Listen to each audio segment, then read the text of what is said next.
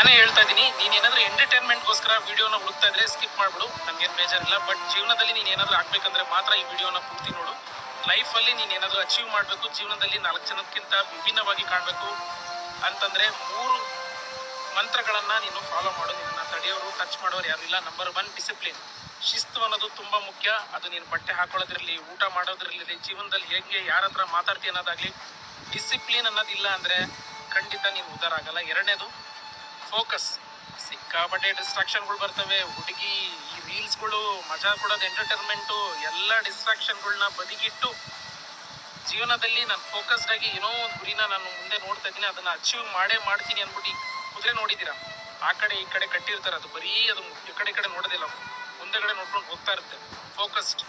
Focus ಆಗಿರೋದು ತುಂಬಾ important. ಮತ್ತೆ 3ನೇದು ಬಂದ್ಬಿಟ್ಟು ಎಕ್ಸಿಕ್ಯೂಟ್. ಪ್ಲಾನ್ ಎಲ್ಲರೂ ಮಾಡ್ತಾರೆ ಕುತ್ಕೊಂಡು, ನಾನು ಹಂಗ್ ಮಾಡ್ಬಿಡ್ತೀನಿ, ಹಿಂಗ್ ದಬ್ಬ ಹಾಕ್ಬಿಡ್ತೀನಿ ಅಂತ.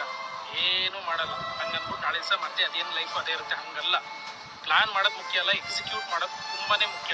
ಡಿಸಿಪ್ಲೀನು, ಫೋಕಸ್ಸು, ಎಕ್ಸಿಕ್ಯೂಟ್, ಇದು 3 ನೀನೇನಾದ್ರೂ ಪಾಲಿಸ್ದೆ ಅನ್ಕೋ, ನಿನ್ನನ್ನ ಯಶಸ್ವಿ ಆಗೋದನ್ನ ಟಚ್ ಮಾಡಕ್ ಯಾರಿಂದನೂ ಸಾಧ್ಯ ಇಲ್ಲ. ಗೆದ್ದೇ ಗೆಲ್ತೀಯ. ನಿಜ ಅನ್ಸಿದ್ರೆ ನಿಮ್ಮ ಫ್ರೆಂಡ್ಗೂ ಶೇರ್ ಮಾಡು, ಹಾಗೆ ಫಾಲೋ ಕೂಡ ಮಾಡಿ.